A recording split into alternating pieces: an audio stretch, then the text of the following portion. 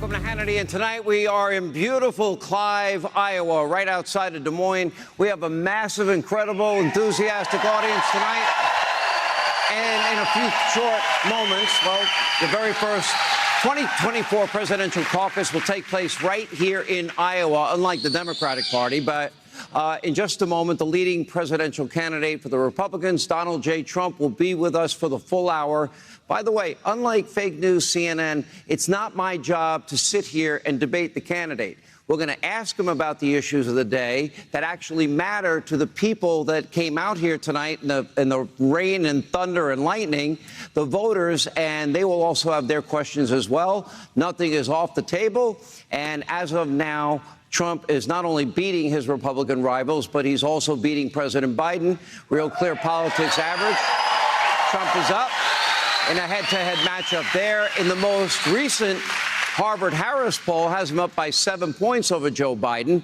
The vast majority of Americans, including Democrats, they're not happy with Joe Biden. I don't think many Americans are happy with Joe Biden, to say the least.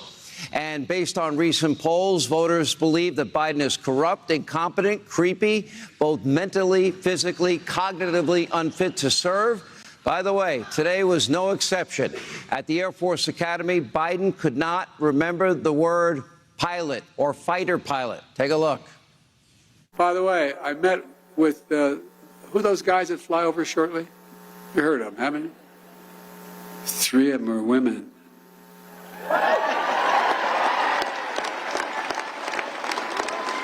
So don't screw around, guys. All right, got much worse from there. And by the way, viewer warning, this is kind of hard to watch. But following those remarks, well, Biden fell flat on his face and took another tumble and fall. Take a look.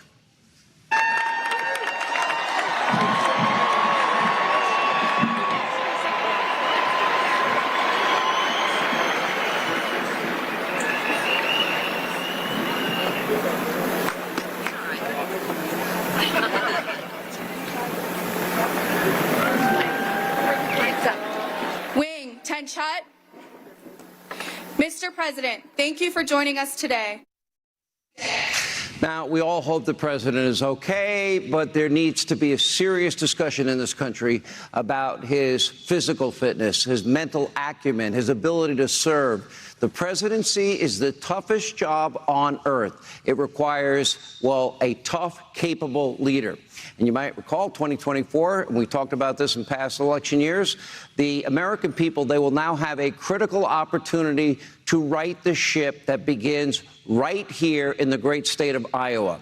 Let's give a warm Iowa welcome. Joining us now for the hour, the 45th President of the United States, current GOP presidential candidate, frontrunner Donald Trump.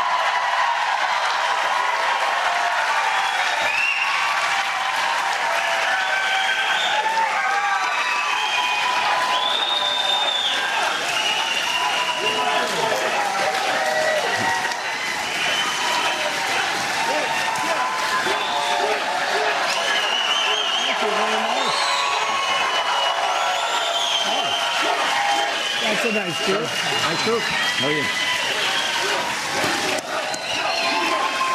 Thank you.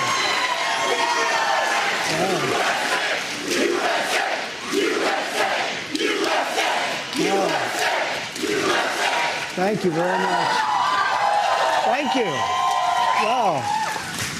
By the way, they all came out. It was raining cats and dogs today. It was a little nasty out, but it's Iowa. It's a beautiful place. When it rains, it's beautiful. We've really been loved in Iowa, and I love Iowa. We won both times by a lot. Yeah. So we're very happy. You're up in the polls here. I want to start with the current president. Did you see the video of when he fell? Yeah. And did you see the video? He actually said, by the way, I met with... who are those guys that are going to fly over shortly? Yeah. Yeah, that's your president right now. Not too good. It's sad. It's sad. It's not, you know, it's, they're representing, we are all representing the country. You become president, and you're sort of not allowed to do that, but it's happened. It's happened, and it's happened pretty badly. We won't go into it, but we all know the ones, and they count those acts, you know, they never forget. But that was a bad fall. You know, I remember remember the media made so much. I think you were at West Point at the time. Yeah. And you were coming down a ramp. Yeah. It didn't have a rail. You had dress shoes on like you have now, Yeah. which have very slippery soles. Correct. They look a little better, but you better not walk in rain. That's true. Especially downhill on a ramp. You know, it was very interesting. I think I made my best speech. That was my best speech. And I was so proud of it. It was pouring. It was pouring. And I said, this speech was so good. And then I said, how do I get down? Sir, you have to go down the ramp. I said, the same when I came up, it was a long, like an ice skating rink. And they said, yes, sir. And I had the general next to me, the commandant of cadets, nice guy, big guy, strong guy. I said, General, and he's wearing combat boots. They don't slip too much. I said, General, get ready, because I may have to grab you here. But I said, I'm not falling. There's no way. So I'd go tippy-toe down the thing. That was a mistake, because it didn't look so good. I even agree it was. But I got killed, and they never covered that speech. I said, it was my best. Someday they'll, in 100 years, they're going to put that speech on. I really, but you can't fall. You just can't fall, no matter what. Just can't allow it to happen. And I better not allow, especially after saying this, I better not allow it to happen with me. But things like that do happen. So in past interviews that we've had together, and we've had many over the years, Yeah. I have asked you repeatedly about what you think about Joe Biden's cognitive state. I've asked you about, is he up to the job physically, mentally? You have been very reluctant to go there. I'm not reluctant. To me, does everyone agree with me that this guy's cognitively not there? I doubt he knows what day of the week it is today. That's how bad I think it's gotten for him. Why are you reluctant to call that out? Well, I don't know if I'm supposed to say this. I actually called Sean, and I asked Sean not to joke about it. I was joking because he used to joke about it. And I said, honestly, I don't think it looks good for you or for anybody for you to joke about it, because it's a serious problem. I was talking about sippy cup and warm milky at night and bedtime stories. Yeah. So I said, I just don't think it's good for anybody. And, you know, it's not appropriate. You can speak about it if you want, but I don't think you should joke about it. And you really didn't after that. Well, now I realize how serious it is. I mean, especially, and we'll get into foreign policy, and, you know, with China, Russia, and Iran forming, I'm calling it a new axis of evil. Yeah. I'm very, very concerned that he's abdicated our role on the world stage. Let me start. I do say this. I think it's the most serious time and the most dangerous time right now in the history of our country. We have nuclear weapons on lots of different areas. We have Russia, we have North Korea, we have Iran is going to soon have one. That should have never happened. I had that set up. We would have made that deal within a week after the election, and they would have never had a nuclear weapon. But nobody picked it up because I terminated the Iran nuclear deal. But this is the most dangerous time in the history of our country because of the power of the weaponry. And we have somebody that doesn't understand what's happening. And it's a very dangerous thing. It's a very bad thing. I mean, some really bad things. If you would see, and I got to see it, if you would see the power of what we're talking about, this isn't army tanks going back and forth shooting at each other. This is something that's a whole different place. This is annihilation of the world, literally. The power is so horrible. And I was actually working on something with Putin where we start getting rid of nuclear weapons. It's just too powerful. And, you know, all of a sudden people are talking about nuclear weapons all the time. I wouldn't let people talk about it. I had somebody come down from MIT. I was talking about that. My uncle was a great professor for many years at MIT. And I had somebody come down and I say, what would you say, like, during the debate about nuclear weapons? He looked at me and said, sir, don't talk about them. I said, why? He said, there's nothing you can say. It's so powerful. It's so extraordinary. The best thing you can do is not talk about them. Now they're talking about them all the time. That's all they talk about. In fact, I guess Putin announced the other day he's moving nuclear weapons to Belarus. So this is a very dangerous time for our country, but it's a very dangerous time for the whole world. You end your rally speeches now with music in the background, and you start with, "We are a nation in decline." And this is a very different America than what it was when you left it as president 2.5 years ago. Yeah. And I can point to the border. I can look at laws all over the country, defund, dismantle, no bail laws. We've given up energy independence. We're importing oil from Venezuela and OPEC. And right, who would have believed that? And we now see 2/3 of our country are living paycheck to paycheck. You see some people now cashing in their retirement just so they can make ends meet. Others are putting, bare necessities on credit cards. I'll mention this in Iowa because I have, a radio show with 720 stations. Farmers call me. The cost of fertilizer is 3 times what it used to be. The cost of seed is twice what it used to be. And if you can get the parts to repair your equipment, it's 4 times what it used to be. I've never seen it this bad or this decline this precipitously. So we were energy independent. Think of it, 3 years ago.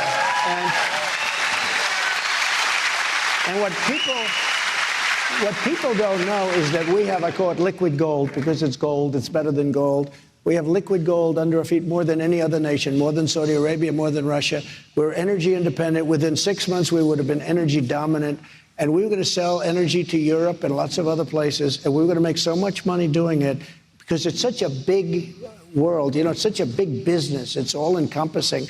And that's what started the inflation. I mean, the energy, we stopped drilling and all of a sudden gasoline's going up to $5, $6 a gallon in a car, and just horrible things were happening. And it happened. But we were going to pay off debt. We were going to reduce taxes further. We gave you the biggest tax cut in the history of our country, bigger than the Ronald Reagan tax cut.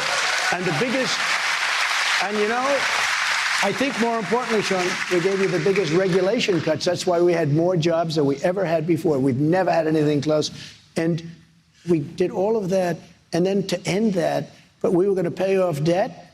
We were going to get the debt because the money is so big. It's so massive. You look at Saudi Arabia, the money they have, no nation's ever had anything like it. And we have more than they have. We were going to pay off debt. We were going to get the energy prices down. We were going to get interest rates down. It was like we had something going and within 6 months, we would have been dominant because we would have taken over Europe. We would have literally been supplying the energy to Europe. And we would have made a fortune. We would have paid down the debt. We would have cut the taxes. It was going to be so beautiful. Let me focus on the issues that I think bread and butter issues that impact everybody. I want to know, if you get elected president, how fast you're going to be able to fix our borders, bring us back to energy independence, how quickly you might be able to work to change the school system, bring back law and order and safety and security to this country, and every town and every city, because I think people need that if they want to pursue happiness. How quickly can you shift gears and move this country? Okay. I think very quickly. Let me just say, so I heard DeSantis saying, oh, well, I get 8 years, he gets 4. You don't need 4 and you don't need 8. You need 6 months. Within 6 months, I said, within 6 months, this can be done. Other than you don't need 8 years. And frankly, I wouldn't vote for him because he said you need 8 years. You need 6 months. We're going to drill. We're going to get our energy down. When the energy comes down, other things come down. And we're going to take care of things. We're going to immediately close up the border. We had the greatest border. We had the safest border in the history of our country. Now we have the worst border in the history of the world. And I say this during rallies. We love our rallies. But I say it there's never been a third world country that allowed people to pour into a country. They'd stand there with sticks and stones if they had to. What's happening to our country? But in terms of doing it, you don't need 8 years and you don't need 4 years. We can have a lot of it done because these guys are amazing. The oil guys, they will be. In fact, I had it so low that we had to raise it or they would have all been out of business. We had so much oil, we didn't know what to do with it. We bought a lot of it for very little for the strategic national reserves that he then took to keep the prices down before an election. We had the strategic national reserves almost full. And then Biden came along and took it to keep prices down. It's called artificially down. And the thing is almost empty now. And that's meant for times of war. It's not meant to keep a price down for an automobile. It's meant for war, for real problems. And we had it 75, think of it, 75 million barrels. And I bought it for peanuts. And Congress, I had to fight Congress, and the pricing was so crazy and so good. And we needed a place because we had so much. So we started filling it up. This guy comes along, and he takes it for automobiles, for people before the election, so the price could keep down. Now it's totally empty. It's the emptiest I think it's been in 50 years. Down 48%. And it's so sad. And by the way, the price is still very high. I don't think gas went over $3 a gallon, if I'm not mistaken, when you were president as an average. We had it down to $1.87. We actually had a little period of time where we had it lower than that. But the energy companies, the oil companies weren't going to last. I had said, wait a minute, I love it in one way, but in another way, they're all going to go bust. We got to get it up a little bit.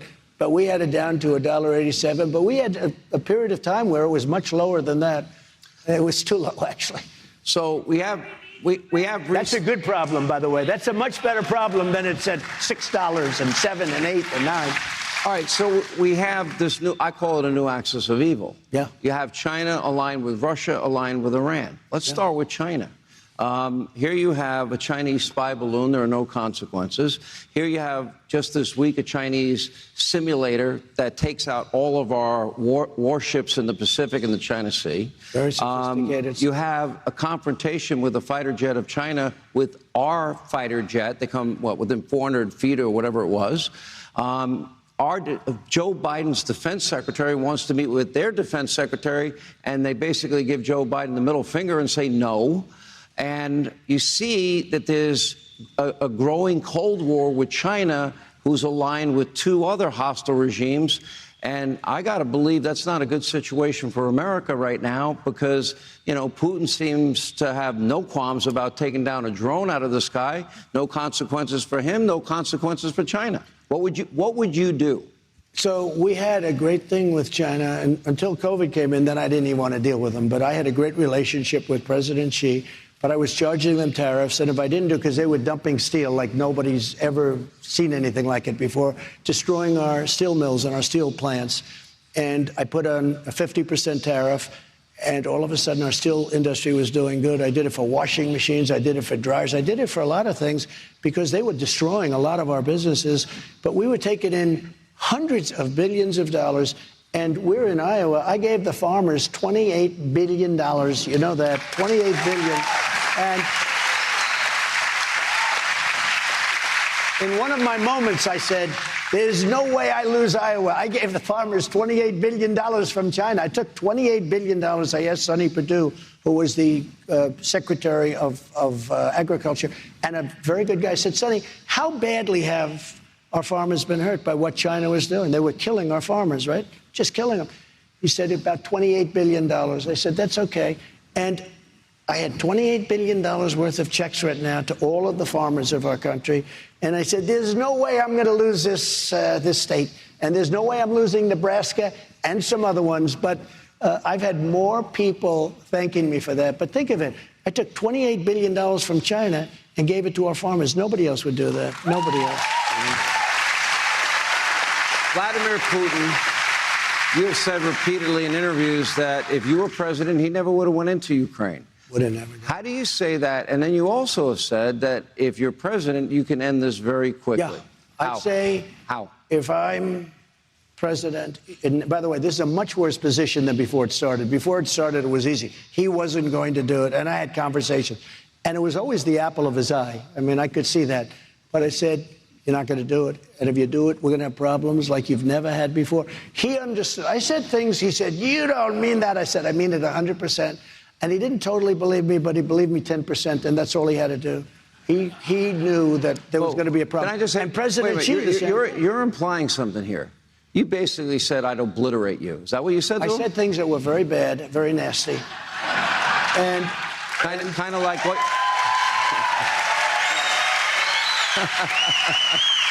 And honestly, I got along. And he said, "You don't mean that." It had to do with Moscow. He said, "You don't mean that." I said, "I do. I'll never talk about it again, but I do." He said, "You don't mean it. You don't mean it." And we then went on to other subjects. But I don't think he believed me, but he believed me 10%. That's all he had to believe me. 5% would be good enough. But I had the same conversation with President Xi about Taiwan, President Xi of China. I said, President, don't do it with Taiwan. Don't even think about doing it with Taiwan. He was never going to do it. And now he's circling, ships are circling, planes are flying over the top. 28 bombers last week went over right over the middle of it. A lot of stuff going on. And a lot of this has to do also with the fact that we were so incompetent in the way we left Afghanistan. It was so, I think it was the most It was the most embarrassing and most incompetent moment in the history of our country. And I think both of them looked at that and they said, wow, this is not the same country that we know. We rebuilt our military. I rebuilt the military. New jets, new everything. We had everything. And they gave away $85 billion worth of the best equipment in the world. Nobody can even believe it. The biggest, I mean, they're the biggest seller of equipment. They're the biggest, right after us. Afghanistan. Can you imagine? Afghanistan is one of the biggest arms merchants in the world because they don't need 700,000 guns and rifles, 70,000 armor-plated trucks and different things, but millions of dollars for some of them. 700,000 arms. Think of it, rifles. 70,000 trucks. There's not a used car lot in all of Iowa or in all of the country probably that has more than 500. These people had 70,000, and some of these are, you know, a big, heavy armor-plated stuff for the roadside bombs. Soleimani, you know, Soleimani was not good. That situation was taken care of. And al-Baghdadi was not good, and that situation was taken care of. But we did a lot. You know, our military is great. A lot of things going on with our military, with the woke and all this nonsense. They're not learning to fight and protect us from some very bad people. They want to go woke. They want to go woke. That's all they talk about now. I see letters that are being sent. It's horrible. I mean, it's really a serious problem. That would end immediately. But when you look at what we did, right. we rebuilt our military. We added Space Force. Everyone said, oh, Space Force, what is that all about? When they came in, Biden wanted to end it. He said, what is this, a game? It's going to turn out to be one of the most important. It hasn't happened since Air Force 78 years ago, and it's unbelievable now. China and Russia were taking over space, and now we're leading in space because of Space Force. It was a very important move. We got to take a break. More with former President Donald Trump. We'll ask him about the growing GOP field, the weaponization of our justice system, and so much more. We are in beautiful Clive, Iowa, outside of Des Moines. Thank you for being with us. Our town hall and questions from the audience straight ahead.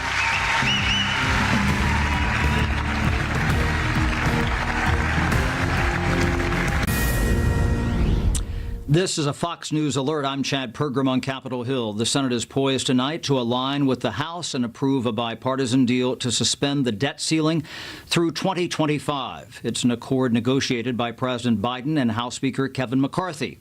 The plan also reduces some forms of federal spending.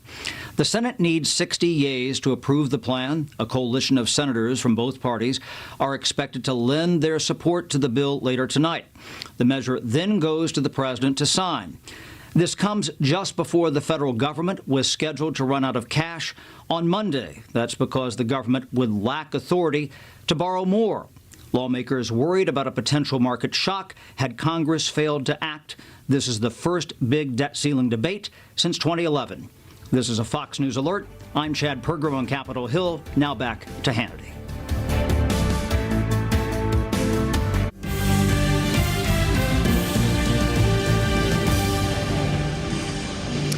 All right, we are back with Donald J. Trump. We're outside of beautiful Des Moines, Iowa for the hour. We will be taking questions from the audience. And tonight, as the 2024 race heats up, President Trump and other Republican candidates are now crisscrossing the state. And, of course, the former president has a commanding lead in both Iowa and nationally. The GOP field, though, is growing. Last week, Florida Governor Ron DeSantis threw his hat in the ring, and soon we expect that former Vice President Mike Pence will be in. Anti-Trump zealot Chris Christie will join in. But can anyone close the gap? Let's talk about I guess we're up to 9 people after next week. That's a good thing, isn't it? I think pretty good. But I don't think it matters.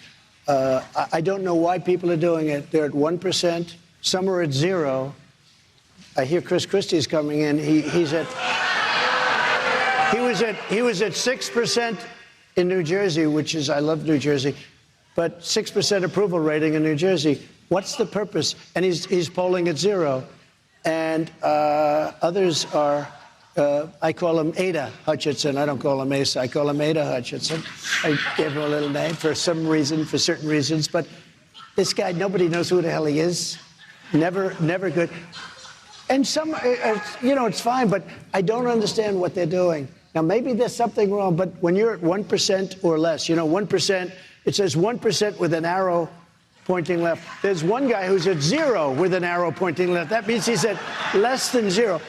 So it is what it is. I really go after the one who's second, and I think the one who's second is going down so much and so rapidly that I don't think he's going to be second that much longer. I think he's going to be third or fourth.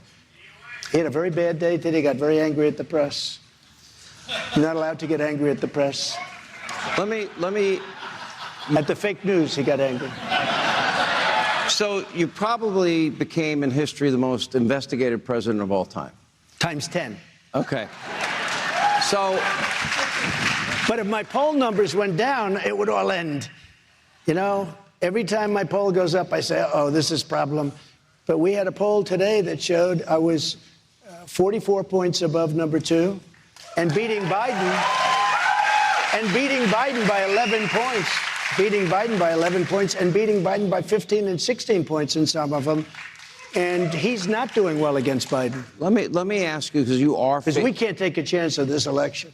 I think a lot of people agree with that. I don't think things have been as bad, turned so badly so quickly. The third issue is there's a special counsel that's appointed, and news broke yesterday that there might be a tape recording that, quote, where you acknowledge that you understood that these were classified documents. First of all, do you know who this call may be with? Do you know anything about it? No, I don't know anything about it. All I know is this. Everything I did was right. We have the Presidential Records Act, which I abided by 100%. Biden has 1,850 boxes with a lot of classified stuff that he's not supposed to have. In his case, I have the right to declassify as president. He's got 1,850 boxes that he doesn't want anyone to see. He had 7 or 8 boxes in Chinatown in Washington, D.C., where nobody even speaks English in Chinatown. Chinatown is it's in favor of China. And he has boxes in Chinatown. They took those boxes and they sent them to Boston to his lawyer so his lawyer could look through them and probably do things that you're not supposed to do. No, this is about election interference. And in fact, I have to tell you, Dershowitz and a couple of very good guys wrote an article today. The Tobacco King, you know who the Tobacco King, he did a great job on the tobacco companies. They wrote an article today that this is a disgrace that they're even looking at this stuff. There was nothing done wrong, nothing whatsoever. Now look at the boxes with Biden, where they're in his garage, they're all over the floor, they're sitting under his Corvette with the grease and everything else, on a garage door that you could cut with a scissor, and no Secret Service. I have Secret Service all over the place. Mar-a-Lago is a fort. It's literally, she built that as the Southern White House. But when you look at it, and it's another... it's a continuation of the greatest witch hunt of all time. It's a hoax. And it has to do more than anything else with trying to interfere with the election. And let me tell you, DOJ actually you talk about Bragg, the DA of New York. I never thought I'd be dealing with a guy like this. You talk about Bragg. The DOJ in Washington put his top guy into the DA's office, which is local, which is city, state. But they put the top guy in the Justice Department into that office to make sure Trump gets in trouble. Can you believe it? It's never, ever happened before. And then Hillary Clinton's lawyer from, I guess it's Paul Weiss, left Paul Weiss to work in the prosecutor's office because he hates Trump and he wants to get Trump. And then nobody wanted to do anything because they say, Trump didn't do anything wrong, including Bragg originally said Trump didn't do anything wrong. And then he prosecutes for what he said was not wrong. But they took this guy, and they put him in there, and he left the firm and he went in. It's a big, Pomerantz, Mark Pomerantz, and he left to become a prosecutor. He was a Democrat lawyer, and now he's trying to prosecute me. And then what happened is they wouldn't do what he wanted to do because it was too bad even for them. So this guy left and he writes a book during the process. They tell me what he did is criminal. They tell me. Now let's see what happens. But he's in a lot of trouble. So here's a prosecutor left and he wrote a book during the prosecution. But I've been going through this for 7 years. Russia, all of it. The Mueller report, which was no collusion. After 2.5 years, there was no collusion with Russia. I was the worst thing. Putin would say, you know, they say you like me. He said, you are the worst guy that we've ever had to deal with. I'm the one that stopped the pipeline, the big pipeline going up to Germany. I stopped it. When Biden came in, it's called Nord Stream 2. When Nord Stream 2, nobody ever heard of it until I came along. I said, you're allowing Russia to build a pipeline through Europe? I stopped it. It was stopped dead. And then the election came about, and Biden came in. One of the first things he did was allow Russia to complete the pipeline. I had it stopped. And then they say, I'll tell you what, they're a party of disinformation. They'll say Trump is soft on Russia. I'm the hardest on Russia that there's ever been. The sanctions we did, everything else. And I got along with Putin. Let me follow up. And by the way, the hardest on China by a factor. I took in hundreds of billions of dollars from China. And as I said, no other president ever took in 10 cents. And you know what? China respected us. And President Xi respected your president. And he didn't want to have any more tariffs. And he didn't want to have any more sanctions. But he respected us. And now he doesn't respect. They don't even return phone calls. You know, abortion now is back as a real campaign issue.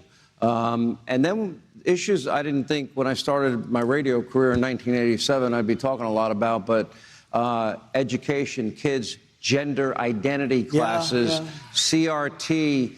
I never thought we'd really have this deep debate about whether or not biological men could be playing in women's sports. So crazy. On all of these issues, you know, what is the best way that you see to settle? Well, I did something that nobody thought was possible. I got rid of Roe v. Wade. And by doing that, it put pro-lifers in a very strong negotiating position. Now they're negotiating different things. And, you know, I happen to be of the Ronald Reagan school in terms of exemptions where you have the life of the mother, rape, and incest, mother's life. So you have that, and I think, you know, for me, that's something that works very well, and for probably 80, 85%, because don't forget, we do have to win elections, but I did something that nobody could do, and I also made them the radicals, because they are willing and able to kill babies in the 9th month. They're willing to kill babies. That's radical. Pro-life isn't radical. They've made pro-life radical, the other side. Pro-life is not radical. What's radical is killing a baby in the 8th month, the 7th month, the 9th month, or even the babies after the baby's born. And, you know, unfortunately, we have a lot of politicians, and you saw that in the midterms. I think it was a big factor that didn't really know how to talk about what we did with Roe v. Wade and what we did on pro-life. They didn't know how to talk about it. And it energized the Democrats, and they used that. I mean, they used that as a commercial. You wouldn't believe it. Well, what should the Republican especially when you didn't have the exceptions. When you didn't have the exceptions, they went after the people like viciously. The ads, and those people did not, generally speaking, they didn't do very well in terms of election. But when you have the exceptions and you go through the whole gamut, it's something that's an incredible thing. But one thing it really did, though, Sean, is it gave people that are pro-life a great power to negotiate. We had no power to negotiate because you had Roe v. Wade sitting in there where you could do anything, where the other side could do anything. They can't do that right now. So we're in a great position to negotiate something really, really good. And most people, I think, really respect what we did. Now, I will say every once in a while I watch somebody say, I did more for abortion and abortion rights and pro-life. I did more than Trump. Well, only stupid people would say that, because everyone said there was no way that Roe v. Wade was going to disappear, but because it was very unfair. The other thing is people wanted to bring it back to the states. I consider that less important, but nevertheless, a lot of people wanted to bring it back. This brings it back to the states. More with Donald Trump, and we'll hear from our Iowa audience as we continue from the great state of Iowa. Please stay with us.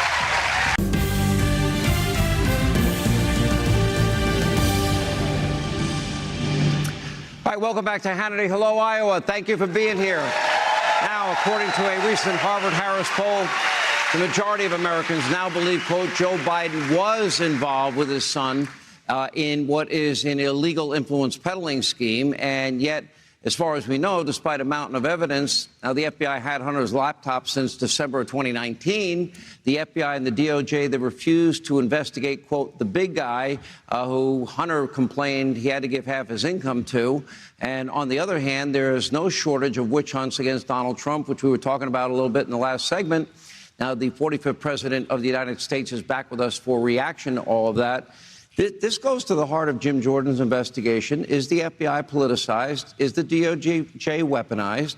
James Comer's committee looking into whether or not the Biden family, in fact, we know that Joe lied when he said in a debate with you and said it to other press people when he said, I've never talked to my son about his foreign business dealings. We've got photographic evidence. We have dates and times of meetings. We now have, according to James Comer, routing plans to different LLCs, and money's going to 9 separate Biden family members.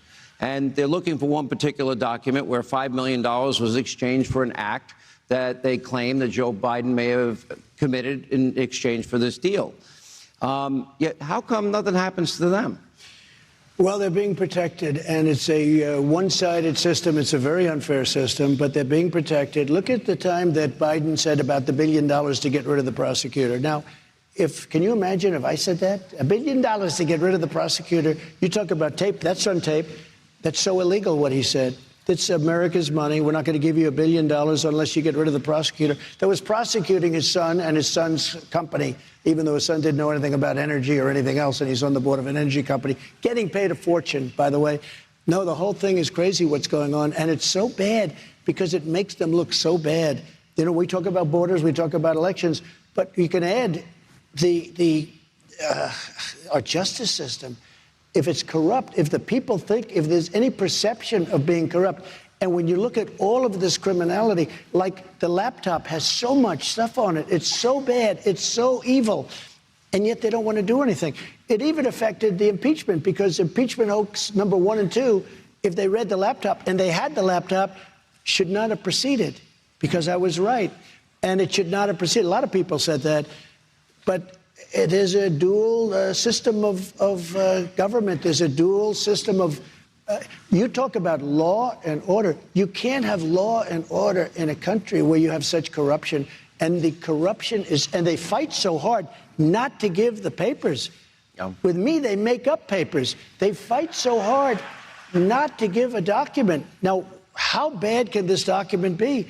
And it's very dangerous. I think it's a third point, but it's very dangerous for our country. Well, Comer said to me on radio today, he has the document. He said it on TV last night. By the way, he's doing a great job, and Jim Jordan they're doing a fantastic job. Let me ask you one question. I've asked you this question before, and it comes up a lot. People know that I've interviewed you all these years. I've known you almost 30 years. And people ask me and say to him, why does he have to fight so hard? Why doesn't he pick his fights a little more? Why does he have to call people names? And the only reason I think this is an important question is because I think everyone here tonight is likely voting for you, right? So, however, it's going to come down to those people that maybe are in the middle a little more. And the argument that they make to me is, if he would just tone it down a hair, stop a little of the name calling. Hang on. I said it's their question. Leave me alone. All right. That it might help you with swing voters that are needed for you to get over the finish line. It's already hard enough electoral vote-wise for a Republican to win. What do you say to them? Okay, you ready? And I say this to everybody. I won an election. It was unprecedented. We beat somebody that supposedly had it made, and, you know, they probably did things in that election, too. They were shocked. But I came into office, and from the day I got in, I was under siege by people that have been in Washington for many years, put in there by many different presidents, in most cases, people that were against me. Like, they spied on my campaign. They did all sorts of things. I was under investigation and under siege, and so were my people. And if I wasn't tough, I wouldn't be here right now, I guarantee you that. If I didn't fight back, I wouldn't be here. What they did is so bad, and they've been caught. Now, so far, nothing's happened to them of consequence. We had and Attorney General Bill Barr, who didn't have the courage to fight. He just didn't have the courage. He was a nice man, but he didn't have the courage. He lost his courage when they wanted to impeach him. They said, we're going to impeach Bill Barr. They didn't even know why. There was no reason to impeach him. He didn't do anything wrong. But he didn't have the courage. We need courage in this country, or we're going to lose our country. All right, I'll tell you what. You can stand up if you want or sit down, whatever you prefer. Hi, sir. What's your name? Mike Etheridge. All right, Mike, is it? Mike. Hi, Mike. You have a question for President Trump. I do. That, by the way, I think I'm going to like this question. Look at that. I Look was at that going to shirt. say yes. Thank you. He's making money off your name, just so you know. Okay, I'm going to. We're Well, not somebody gonna is. sue. I'm not going to sue him. My question is, from the time that you left office until now, and in fact, in my case, it happened very quickly. I am a veteran. I use the VA. I was getting in to see a doctor 2-3 weeks. Yeah. From the time you left, and this is within a month, the next time was 8 months. I know. They let the system break. Are you talking about the VA? I am. So we had a 92% approval rating. Nobody's ever come close. I think the highest was 51, and it was many years ago. We had a 92% with the VA. And I did two things that were really, we had great people at the top. We had a lot of great people. You know, we talk about the bad ones, but we had a lot of great people, and they did a fantastic job. When you get a 92% rating, and I really appreciate that you say it, what happened with the VA is they had a lot of very bad people in the VA, sadists, very sick people that were really, they were beating up and hurting our people, and you couldn't do anything about it. And I got through Congress an act where we can fire those people. We got rid of 7,000 really bad people. But the other thing of equal importance, maybe more important, if you had to wait, like you said, you had to wait under my system, if you had to wait more than a day, as you know, you would go to a private hospital or you would go to a private doctor and they would take care of you. And people weren't dying. You know, people were dying waiting online. They were waiting for 6 months. They became terminally ill for something where a simple procedure or a simple prescription could have taken care of it. And if they had to wait for more than 24 hours, I gave them the right to go to a private doctor. We paid the bill. We negotiated with them. We had certain set prices because otherwise, you know, it wouldn't be good. And we had the highest rating. That's why the veterans love Trump. We did a great job. It's so nice that you say it. Thank you. Thank you, Mike. Appreciate it. All right, I understand. Sir, what's your name? My name's Tony, retired USAF Lieutenant Colonel, volunteer for a number of senior organizations, Great. To include AARP, full disclosure. Great. High inflation. We have a Medicare system that is severely lacking funding, running out of funding. Right. We have a trust fund in Social Security that's going broke. Yeah. Across Iowa, serious concerns for seniors. What's your envision? What can you do? How can we solve these problems and get them done? So inflation is a killer of countries. If you look back 200 years, you could look back to empires where inflation came. The empires all dissolved. They were all gone. Inflation is it's a cancer to a country. We are going to stop inflation. We still have way high inflation, the highest in 52 years. And they're saying, oh, we're doing better because it's down to 5%. 5% is a lot. But we were heading up, and we could head up right now with what's going on. We could head up very, very much higher. But we're going to drill. We're going to bring energy way down. When energy comes down, other things are going to. That's what caused the inflation in the first place. We're going to bring energy down. We're going to then bring interest rates down because interest rates, people can't buy homes. They can't borrow money. They can't do anything now. I mean, right now, our economy is a total mess. And we'll stop it. And when we stop inflation, and when we get interest rates down, and when we do all of the things that we have to do, including, again, I rebuilt our military, but we have to rebuild it again. You know, our military has no ammunition. We have no ammunition. We've given much of it, almost all of it, but we've given much of it to Ukraine. And we want to help people, but I want to stop the war. I don't want that war to continue. And I'll stop that war, mark my words, I'll stop that war in 24 hours. But we're in a position.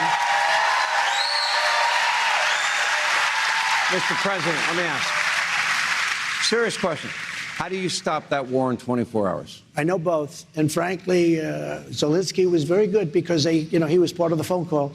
And he said, he didn't say anything wrong to me, the Democrat. He could have gone and grandstand and said, well, I felt threatened. He didn't. I get along with him. I get along with Putin. It would have been much easier to stop it before it started. Putin would have never done this. Would have been much easier. Right now, it's a mess. Now they're hitting Kiev and they're hitting all sorts of things that weren't supposed to be hit. The country is being decimated. By the way, the deaths are far more than their report. You know, when they say 9 apartment houses got knocked down and 2 people got hurt, no, hundreds of people died. The numbers are much different than what you're being told. I will get them into a room and they will, and I know an exact way. Number one, you tell one, you're not going to get anything unless you make a deal. You tell the other one, they're going to get a lot unless you make a deal. And you just sit them and you put them in, and you have to make a determination. And I'm telling you, within 24 hours, that whole thing will be settled. It'll be settled. And you need the power of the Oval Office. You do. You can't just walk in and say, oh, I'm going to settle the deal. You need the power of the presidency. It was a war that should have never, ever started. It's a horrible war. It's a vicious. I saw it today where missiles are going into cities, in this case, Kiev, and you see the school children going to school and missiles are following them. The whole thing is horrible. I will have that settled in 24 hours. People say, oh, you can't. It's just like when I hear the sanctimonious come and say, we need 8 years.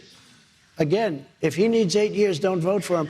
I'll have that. This country will be hopping in 6 months, and a lot of it's going to do with energy and energy costs. It'll be hopping in 6 months and less than 6 months, but it'll be back. Thank you, Iowa, for being here. All right, unfortunately, Iowa and all of you all over the country, that's all the time we have left this evening. Thank you all for joining us tonight, y'all. Hope you all had a good time. Anyway, from the great state of Iowa, now tomorrow night, we're taping more of the president taking questions from this great crowd. Have a great night. Thank you for joining us. More coming up tomorrow night.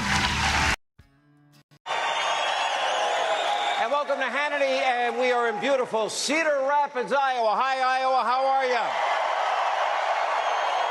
We have a crowd of thousands. Many, by the way, started lining up yesterday, and we're outside. How many of you slept outside overnight? Thank you for coming. We appreciate it.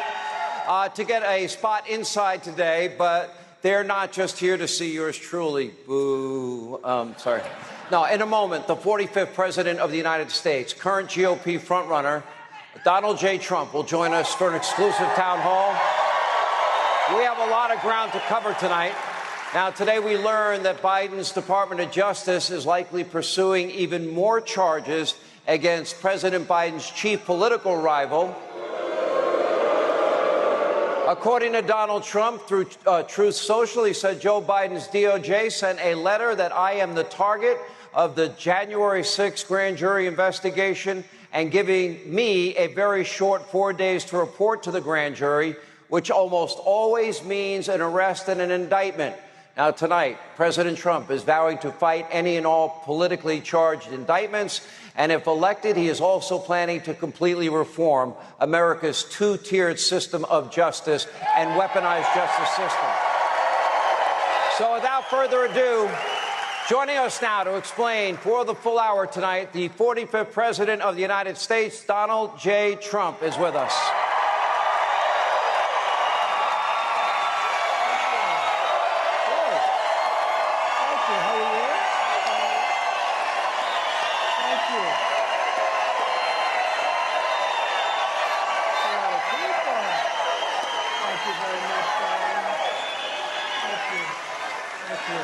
Thank you very much.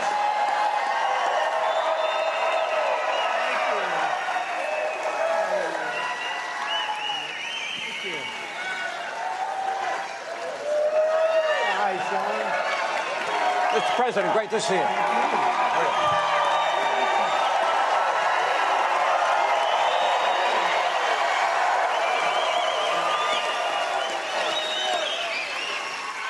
Well, thank you, Sean.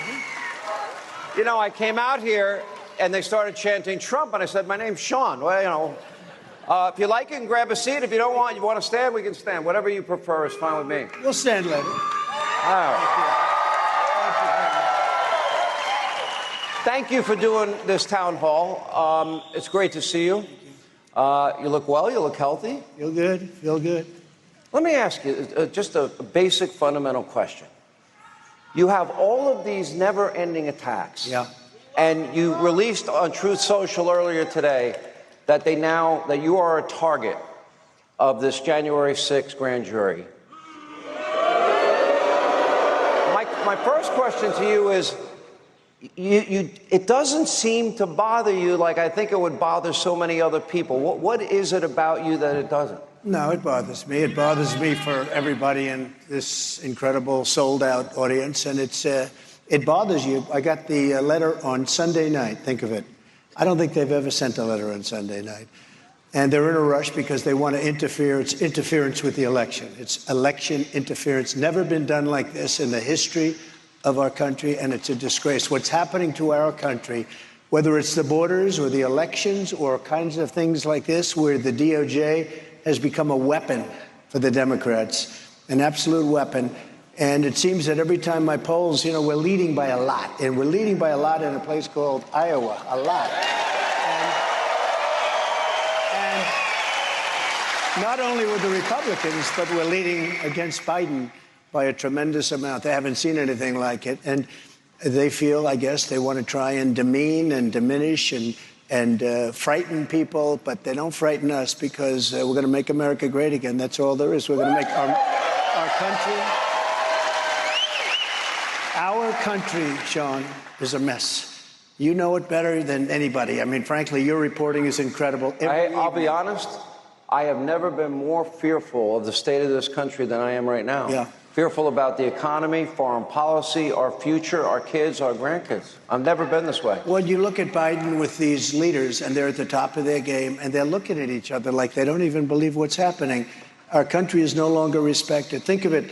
3 years ago, energy independent, powerful military that was totally rebuilt. The president announced 3 days ago, which he should never have said, probably classified information, that we have no ammunition. Now, what do you think China says when they hear we have no ammunition?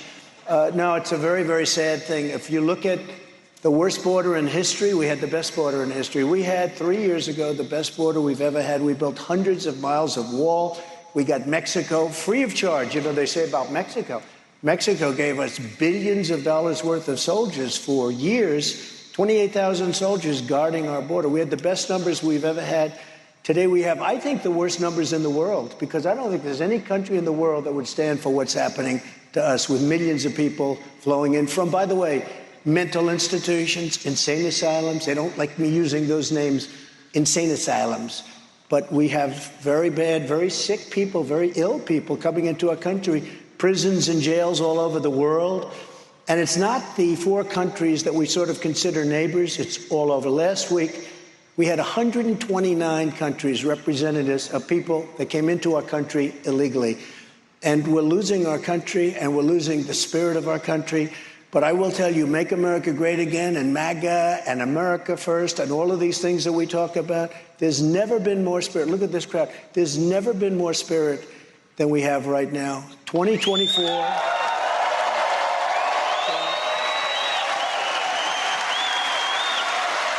2024 is the most important election that we've ever had. And I used to say it with 2016, and I meant it 100%.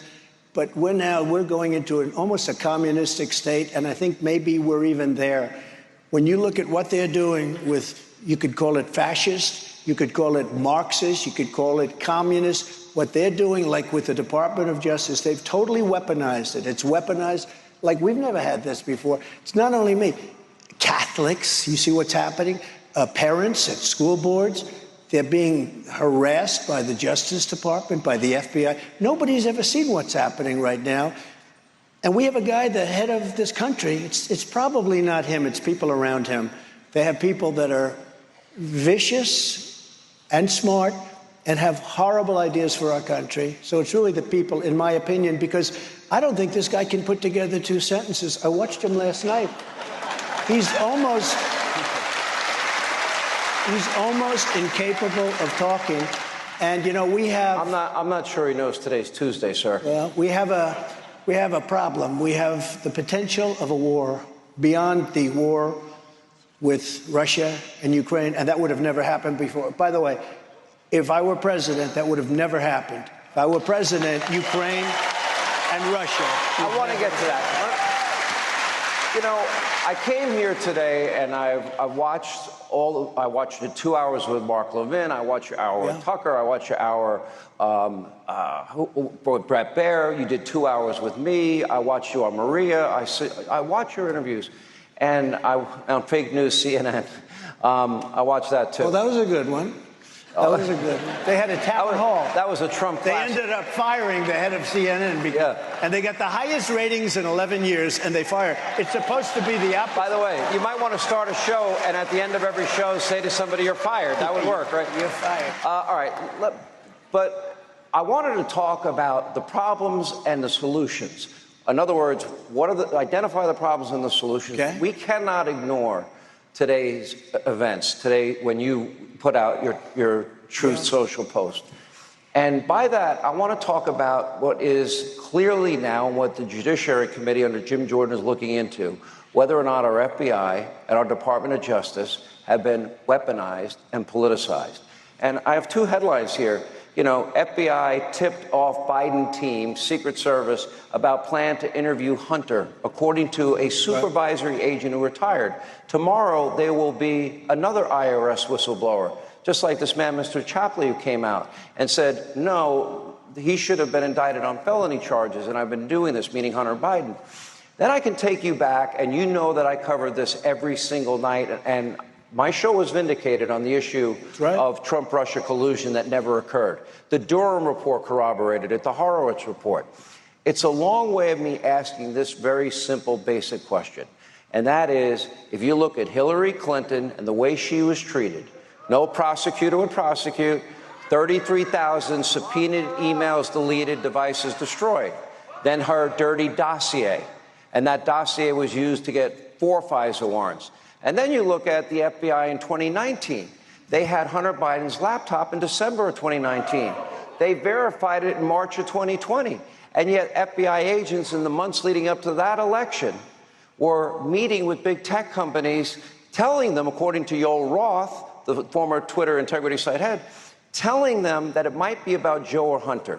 That laptop story got censored. The American people were denied the truth about what would be a bombshell story. And by the way, it still is censored because they haven't really gotten into the meat with all of the great reporting done, and there has been some great reporting done. Generally speaking, the press is fake. It's fake, and it's just horrible, actually. But there's still been some great reporters and great reporting done, and you are at the lead. You've been incredible. But when you look, but Sean, when you look at that, they haven't even gotten to the bottom of the laptop. They don't want to put the pictures in. They don't want to. They have pictures in there that anybody else, they go away for 10 years. What happened to Hunter is he got a traffic ticket. Other people are being sentenced to many years in jail for doing much less. He got a traffic ticket. The only good thing is the people know it's not going to happen. It's just not going to happen. Now, Jim Jordan and Jamie Comer, these guys are doing a great job. But the problem is you find out the crime, but nothing happens with it. Instead, they go after you. Like, for example, Hillary Clinton's home wasn't raided. Yeah. Joe Biden's garage wasn't raided. The UPenn Center wasn't raided. The University of Delaware wasn't raided. His home, beach home, I don't know how he affords a beach home on a senator's salary, that wasn't raided. Hunter Biden is being protected, obviously. Cocaine in the White House, 10-day investigation. They literally interviewed nobody. Okay, investigation's over. Would that have happened in your White House? Well, listen to this. Even you mentioned the beach home. Well, the beach home had all these documents in it, right? It was by the Corvette. They're on the floor, classified documents. No, that's not the beach home. The beach home was another place they found. No, this is also the beach home. And they had the Corvette, where they had the Corvette. Yeah. And a tremendous amount of payment was made for that home by somebody to Joe Biden. And it was a big story for about one day, and then you don't hear about it anymore. It's incredible. But when you look at the documents all over the place, whatever happened to that one? They go after me on documents, and I have the Presidential Records Act, which is a big deal. And the Presidential Records Act is an act. Thank you. Why weren't their homes raided? They know better than anybody else. Why weren't their homes raided? Well, let me just tell you, I'm protected by Presidential Records Act. and they come up with this obscure, crazy theory, a madman theory. This guy is a deranged prosecutor who's had tremendous failures all over the place. He's a nasty, horrible human being. They come after me. Now, Biden has many thousands. I mean, he's got 2,000, almost 2,000 boxes of documents. They can't get to him because the college or whatever that has them doesn't want to give them. And he probably told the college. But more importantly, China gives millions of dollars to UPenn. That's where he has some. He's got them all over the place. And maybe worst of all, he's got documents in Chinatown. Many, many documents, boxes of documents. You don't ever hear about this. All you hear about is Trump. And I'm totally covered by the Presidential Records Act and also by the Clinton socks case. You know what that is? That's where Clinton took out tapes in his socks and he put them in his drawer. And they sued him just on a very civil basis. And he ended up winning the lawsuit. And the judge said he can have whatever he wants. And that's called the Presidential Records Act. What about Sandy Berger shoving documents down his pants? Oh, there are many instances of it. But especially when you're president, and Joe Biden wasn't president. You're only covered by the Presidential Records Act if you're president. Joe Biden wasn't president. In fact, Joe Biden was senator for many years, and they've got a lot of classified documents when he was senator, and other Democrat senators can't even believe the fact that he has these documents. They said, I watched Dick Durbin. Here's another beauty. I watched Dick Durbin saying, I can't believe that he took them. He couldn't even believe it. So it's a two-tier system, but it's worse than that. It's a very corrupt system. Okay, so my question to you is, when you see that Hillary had top secret classified information and the conclusion of Jim Comey, no prosecutor would ever prosecute, 33,000 subpoenaed emails deleted, devices destroyed. Okay, then we have the FBI in early October of 2016 sent agents over the pond to meet with Christopher Steele. They offered him $1 million to verify any part of that dossier. To get Trump. Okay, they couldn't verify it. Then, in late October, even though it wasn't verified, they used that, according to Andrew McCabe, Deputy FBI Director. Without that dirty dossier, they would never have gotten those FISA warrants approved. Now, they knew that they couldn't verify it. The Dora report confirmed none of it was true. And yet they used that as a backdoor to spy on your campaign and your presidency. Yep. Is that a dual system of justice? No, and the whole thing with FISA was horrible. But you know, one thing we did that was so great, I fired Comey very early. And a lot of people said, oh, you should have done it. Well, you know, they're given a term. They're given a term very early. Not immediately early, but very early in a few months. And I got rid of this guy. And by doing that, it was like you threw a rock at a hornet's nest. The whole thing collapsed. You saw the love letters back and forth with the different people talking about the insurance policy. You know what the insurance policy, that was against me. That was how to If she, for some reason, loses, darling, we have an insurance policy. The insurance policy is they'll get me out. One way or the other, they'll get me out. Because you know what? This is 30, 35 years of being put into government. And you get there. And initially, I didn't know people in Washington. I was there 17 times in my entire life. I never stayed over before this. All of a sudden, I'm president of the United States. I relate. And we had tremendous people also. Don't forget, biggest tax cuts in history, biggest regulation cuts in history, rebuilt our military, took out ISIS, took out Soleimani, took out al-Baghdadi, the two biggest terrorists in the world. I mean, what we did was incredible. Strongest border we've ever had. Everything was good. No inflation. Best economy in history. We did all of this stuff. We had tremendous people. Look, they made a lot of money. Yeah. We had tremendous people. But we also had some. You rely on others. You rely on people that you knew. You rely on other politicians to give you answers. And you find out that they are rhinos or they gave you bad advice. So we had some that weren't good. But when you think, Comey had a term. He had many years left in that term. I said, this guy's bad news. I realized it very early in the administration. I fired him. And it was wild. That's when we found out all of the corruption. Had I not fired Comey, you wouldn't know any of the things that you were talking about. You think they would have destroyed you? Well, they were trying to take me out. Yeah, they were trying to take me out. I mean, it was like a coup. It was like a coup. Had I not, you know, it's very interesting. Some people that are very smart, that you know very well, said when I did it, oh, that was a mistake. That was a mistake. You're going to cause. Now they say it was the greatest instinctual move they've ever seen because Comey was a very bad guy, and Comey led that group of thugs in there, and they were doing a number. It's very dishonest. It's years and years of putting in people, Democrats and rhinos and other people, but putting them into office. And we got rid of a lot of them, but we're going to get rid of a lot more, because you have some bad people. One more question on this. In the past, I think it's been a mistake. I'm like you. I think we should have paper ballots, same-day voting, make Election Day a national holiday, and have partisan observers in every precinct watching the voting and then watching the vote counting. And when the polls close, declare a winner, game over. Right. But that's not the system we have. Republicans have been reluctant and resistant towards early voting, mail-in voting, and they've also been resistant towards legal ballot harvesting, which Democrats have mastered, which is why they can hide in their basement, run hundreds of millions of dollars in ads, and never answer a press question or shake a hand or kiss a baby or do a town hall. My question is, do you now encourage and embrace early and voting by mail, and legal ballot harvesting? I do, but I also have to say something else, because the one thing a lot of people, but this is important, including you, don't talk about, they also create phony ballots, and that's a real problem. That's my opinion. But they create a lot of phony ballots. Has your mind shifted? In other words, I think if Republicans start out Election Day down 200, 300, 500,000 votes, that becomes nearly impossible to catch up with. For some reason, Republicans always wanted to go out on Tuesday and they wanted to vote. And I respect that. I think it's great. And it would be great if we could get back to one day and all the things that you said with one thing else. I agree with you. With voter ID. With voter ID. Because the Democrats don't want signature verification. How about this? They don't want voter ID because they want to cheat. They want to cheat. They don't want voter ID.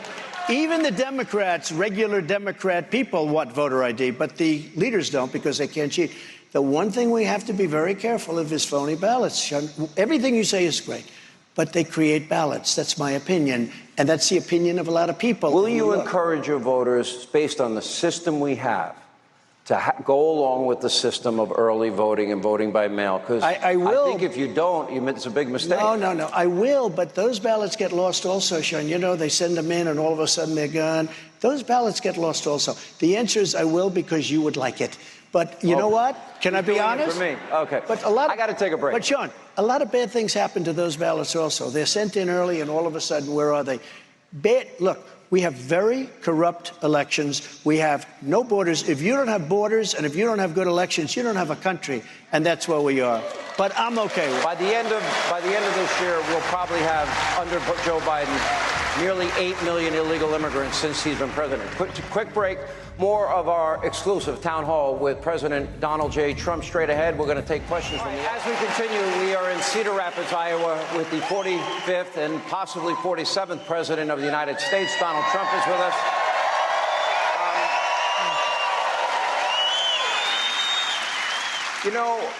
We had this whole issue of cocaine in the White House. Yeah. Okay. I could only imagine what the reaction would have been in the media and with others about this. And here's what bothers me about it. They had a 10-day investigation. They have cameras on every single person that walked into that area. That's right. They didn't interview a single person. And after 10 days, they declared the investigation is over. We don't know who did it. Now, what's your reaction to that?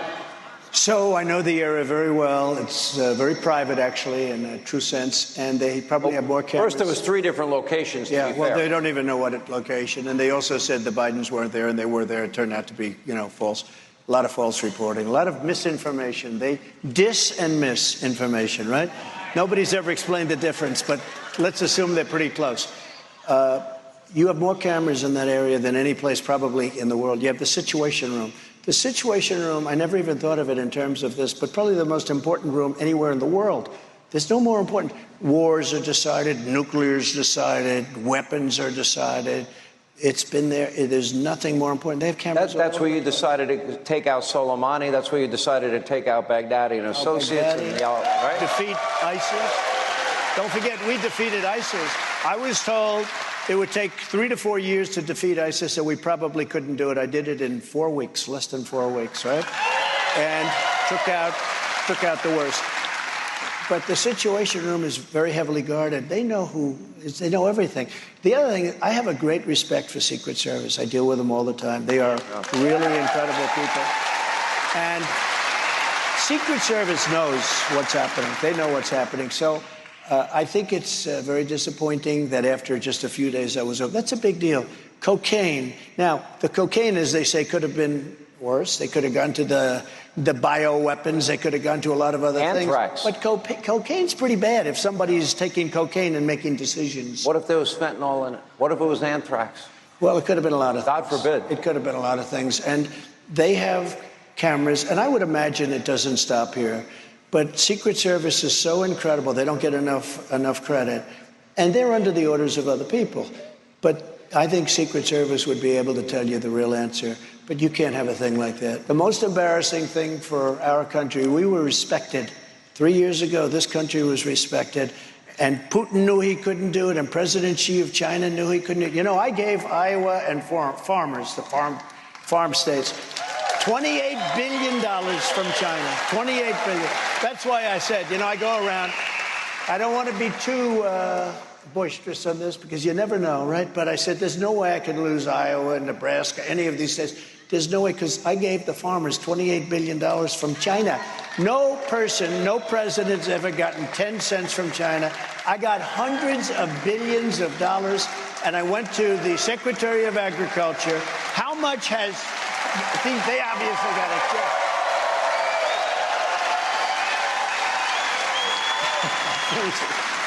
But thank you. I love you too, I will tell you that. But think of President Xi, central casting, brilliant guy. You know, when I say he's brilliant, everyone says, oh, that's terrible. You call him. Well, he runs 1.4 billion people with an iron fist. Smart, brilliant, everything perfect. There's nobody in Hollywood like this guy. I got them to pay us $28 billion because they screwed our farmers for years. And I had the Secretary of Agriculture come up, and I said, give me a number. They said, it's $28 billion. Comes back a week later, it's $28 billion. I said, that's a lot. I said, well, we're going to take it from China. I got $28 billion for the farmers. Who got a check? Did everybody get a check? And I also made the USMCA. We had the worst trade deal that we ever made, NAFTA. You got killed on NAFTA. And I made it the best trade deal, the USMCA. That's Mexico and Canada. I got billions and billions of dollars from Japan and other countries that were taking advantage. You couldn't sell into Japan. Did that money help pay for the wall? Let me tell you what paid for the wall. What really helped? Mexico was, you know, they all say Mexico. Mexico paid much more than what I was asking for because I had 28,000 soldiers on the border when I was building the wall. And we built almost 500 miles of wall. And, you know, our opponents, you know what they say? If there's a little rotted out 2x4 laying on the ground that's been there for 50 or 60 years, and they would say when we build a 30 and 40-foot wall, oh, that's just a renovation. That's not included. We built almost 500 miles of wall. We renovated a lot. Then I said, let's build another 200 miles because there were some areas that were weak. And it was all there, ready to be installed, and they didn't do it. But Mexico, I said to the president, you have to do me a favor. You have to do us a favor.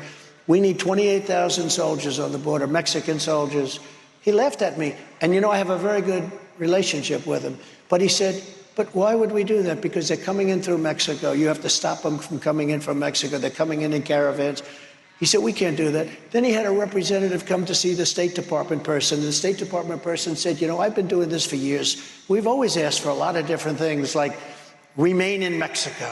I got remain in Mexico passed. Nobody thought it was possible. All of the different catch and release. How about this? You catch a criminal and you release him into the United States, okay? I got catch and release. But I got this, and they said to me, we won't do it. We won't do it. They smiled. They laughed. They said, are you crazy? We wouldn't do this. I said, yes, you'll do it. Because if you don't do it, we're going to put a 25% tax on all of your cars coming in from Mexico, and you're going to do it. We're going to take in billions of dollars, and we'll do it ourselves. So Mexico gave us billions of dollars of free soldiers, free of charge. You know, they came back into the room after saying, actually sort of laughing at me, how stupid a question this was. They said, You think we're not going to do that? I said, yes, you will. You'll do that. He said, we're not going to do that. And I said, well, we're putting a tariff on all of your products, including all the cars that you stole, because, you know, they have 32% of our car business left from Mexico. I said, we're going to put a tariff, 25%. It's going to go higher, but 25%. Take in billions. He said, may I leave the room, please? Yes. He comes back 5 minutes later. We would be honored to give you 28,000. So Mexico paid plenty. Let me go back to the China issue. Think of all the incidents we had. The Chinese spy balloon that, you know, went from the skies of Alaska down to Idaho, across to Montana, over missile sites, Kansas, Missouri, Kentucky, out the coast, the East Coast. And I look at the communist Chinese now confronting our Navy ships in international waters, confronting our fighter jets in international airspace, on top of intellectual property theft, on top of COVID-19, on top of unfair trade practices, devaluation of the dollar, I believe attempts to eliminate the U.S. dollar as the world's currency. Right. They want to do that. They're working hard on it. That would be a disaster. And now they've aligned with Russia and Iran. And now they're negotiating deals. North Korea. And North Korea. Now they're negotiating deals between the Saudis and the Iranians and the Saudis and the Syrians. Now, I think China is taking advantage of a president that has abdicated his role as the most dominant, America being the most dominant force in the world. Would they have ever done that under you, and how would you have prevented it? Number one, they wouldn't have done it. Number two, if they did it, I would have said, excuse me, we're going to put a 100% tariff on all of your goods that are coming into the United States. And they would have backed up immediately. You know, I took in hundreds of billions of dollars from China. And as I said, not one president for many presidents ever took in anything. You know, they revered China. I don't know. I also explained, hey, we all love China. Let's love China. Let's respect the president. Let's respect everybody. But they took advantage of the United States, making hundreds of billions of dollars a year. We built their military because they made so much money. I took in hundreds of billions of dollars from China. Do you think Taiwan is going to get invaded? Well, I think they have no respect for Biden. They have no respect whatsoever for him. It would have never happened. I met with Putin, and I said, listen, if you do this, really, really bad things are going to happen to Russia. And I don't want to say because I'm not going to get into that. But I said, really bad things. He said, no, no, no, you would never do that. I said, yes, I would. And he said, no, I don't like that. But, you know, maybe he didn't believe it, but he believed it 5% or 10%, that that's all he needed. I said, bad thing. Said the same thing to President Xi. I had a great relationship with, frankly, both of them. And, you know, having a good relationship with these guys, they're smart, tough, and they have a lot of nuclear weapons. Having a good relationship, I tried to explain this to the fake news, that's a good thing, not a bad thing. There has nobody's been rough on Russia like I have. I'm the one that ended Nord Stream 2. Nord Stream 2 is the big pipeline going into Germany and all over Europe. I ended it. That's the worst thing that any president or anybody has ever done to Russia. I ended their pipeline, and the money that, and Putin said to me, how could you do that? I ended it. And Biden came in and he approved it. I put sanctions in. I gave the Javelins, which are anti-tank busters, I gave the Javelins to Ukraine. When they took out all those tanks, that was from Trump. You know what? Obama, you know, when they say, oh, Trump was good to Russia. I was the worst thing that ever happened. But I still got along with Putin, and he respected me. And I got along with Xi, and he respected our country. They no longer respect our country. Okay. You have said very boldly you could end this Ukrainian-Russia war in 24 hours. Yeah. How?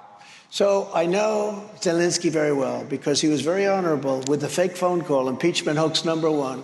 They said I made a phone call to him, and I was very threatening. I wasn't at all. I was actually very nice. I was congratulating him on a victory. But when they asked him, they said, were you threatened? He didn't even know what they were talking about. He was very honorable. He could have done grandstand. He said, yeah, I felt threatened. I felt threatened. He didn't do that. And as you know, I get along very well with Putin. I would tell Putin, got to settle. I would tell Zelensky, you got to settle. I would tell one, you're going to load up with money. I'd tell the other, you're not going to get any money. I would get a settlement in 24 hours. Now, it should have never happened. You have thousands, hundreds of thousands of dead people right now, hundreds of thousands. You have cities that are obliterated. I don't know if you've ever seen the cities after they finish with the rockets. You have cities with no buildings standing. It looks like just a demolition zone. It's so horrible. Sad. And and then they'll say 2 people were hurt. No, hundreds of people and thousands of people were killed. You're going to find out when this whole thing is over that the number of people killed is far greater than they tell you. They're not telling you the truth. Many, many thousands, hundreds of thousands of people are dying. These cities are being obliterated. And basically they say, what's your stance? Are you for Russia or are you for... I'm for one thing very simple. I want to stop people from getting killed, and I'll have it stop fast. Take a break. We'll come back. Up next, we'll talk about the 2024 primary. And one big question is the Biden family with their business dealings with China and Russia and Romania and Ukraine. We are in beautiful Cedar Rapids, Iowa. What a great, fun crowd we have with GOP frontrunner Donald J. Trump. And we continue. So we just got done talking about China, Russia, Iran, North Korea, and we have a little problem here, and that is the Biden family. Joe Biden said to this country repeatedly during your 2020 election that he never once spoke with his son, Hunter, about his foreign business dealings. Yeah. Now, then we have Joe on tape bragging that he leveraged $1 billion taxpayer dollars to get a prosecutor fired in Ukraine. Right. Okay, and as a result, son of a bee, they fired him. And then Hunter continued to get paid. Hunter goes on Good Morning America. I have no experience in oil, gas, energy, or Ukraine. Why are they paying you all that money? He actually said, I don't know. I mean, a 50-year-old man. Okay, here's my bigger question, though. Now we know about the WhatsApp message, which said, I am sitting here with my father. And we now have photographic evidence. We have times and places of meetings of Joe and Hunter and foreign business partners all meeting. And they have found all of these bank accounts. James Comer is now saying it's up to 30, maybe $40 million in business, the Biden family. I want an answer to this question. Do you believe, with all the millions that they did in business with China and Russia and Ukraine and Kazakhstan and Romania and Mexico and all these countries, is that why Russia got the Nord Stream 2 pipeline? Is that why there were no consequences for the spy drone that China sent, or their hostility towards our Navy and Air Force? So are they compromised? I think no question about it. Look, you have China paying millions of dollars just that one conversation, which sounded like a mobster conversation. Within extortion. a week. They got $5 million. Then they got another $5.2 million, I guess, from the same group. So they got $10.2 million. That comes from China. And that's only one that they've covered so far. I understand they have much more than that. That's the energy giant. And what about Ukraine? So we've given, and we want to help people. We have a heart. We got to help people too. But we're in for almost $200 billion in Ukraine, and Europe is in for $20 billion. Why are we? And Europe is essentially the same size as us in the economy if you add it all up. Europe and the U.S. are about the same size. Why isn't Europe in for 200 or more than us? Why aren't they in? They're affected much more than us because nobody asked them. I asked them for the money for NATO because the U.S. was paying for NATO. And Europe, by the way, treats us very badly on trade. Not so much anymore, but that's going to change because they're back to their old ways. But why aren't they? I got hundreds of billions of dollars for these countries by asking. All I had to do was ask. I asked. They said, are you going to protect us from Russia? I said, are you delinquent? They said, let's assume we were. I said, I will not protect you from Russia. And then the money started pouring. And we got hundreds of billions of dollars coming in, and they were very happy. But look at Ukraine, where Hunter's getting hundreds of thousands a month, and I guess, from what they say, a $3 million upfront payment to sit in an energy company, and he knows nothing about energy. The debate. So I had a debate, and Chris Wallace, who was terrible, he sure is not his father. He's not the great Mike Wallace. He wants to be, but he doesn't have the talent. But Chris Wallace is terrible. And I mentioned to him that why is the mayor of Moscow's wife paying the Biden family $3.5 million? And he said, you shouldn't ask that question. I said, why not? And Joe was trying to answer it, but he couldn't answer it. It wasn't going well. And Chris Wallace cut me off. He said, you shouldn't. I said, I have 2 people I'm debating, not one. The one I definitely don't mind. But Chris Wallace, how's he doing lately, Chris Wallace? Not too good. Not too good. 2 people are watching his show. But here's the story. So Russia's giving them massive amounts of money. Ukraine's giving them massive amounts of money. And China's giving them massive amounts of money. And then there are many other countries also. It's horrible. It's horrible. They're compromised. Joe Biden is a compromised president. And you know what? Until I got indicted,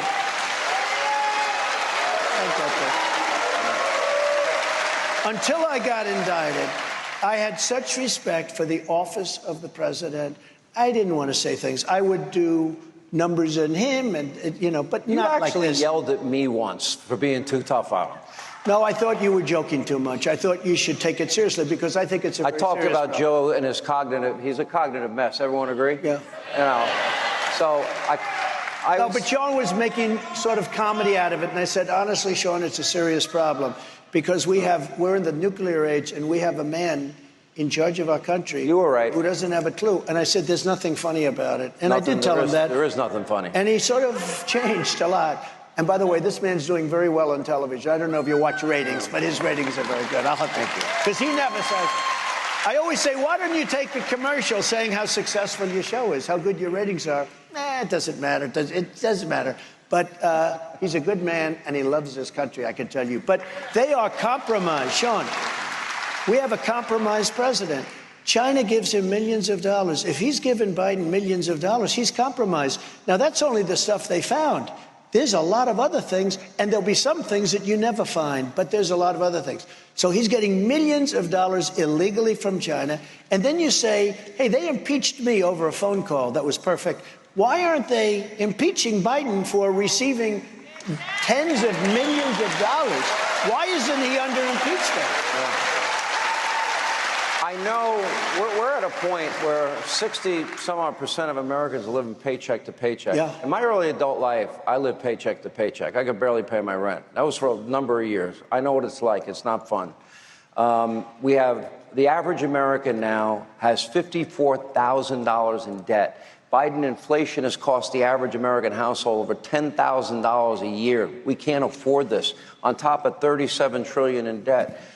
How quickly and what would you do to get this economy turned around? It'll go so quickly. Number one, I'm closing that border like I had it. We had the best border ever. And by the way, I think you all agree. We want people to come into our country, but we want them to come in legally. We had a good system. They were taking tests. We want people that love our country, not people that want to blow up our shopping centers and our farms. So I want people, but I would make our border so strong and get off the criminals. We have many criminals in our country now that weren't here 3 years ago. I will get them out. ICE and Border Patrol. Burden on the economy. I will drill, baby, drill. You know the expression, drill, baby, drill. You get energy way down. When energy comes down, inflation's going to come down.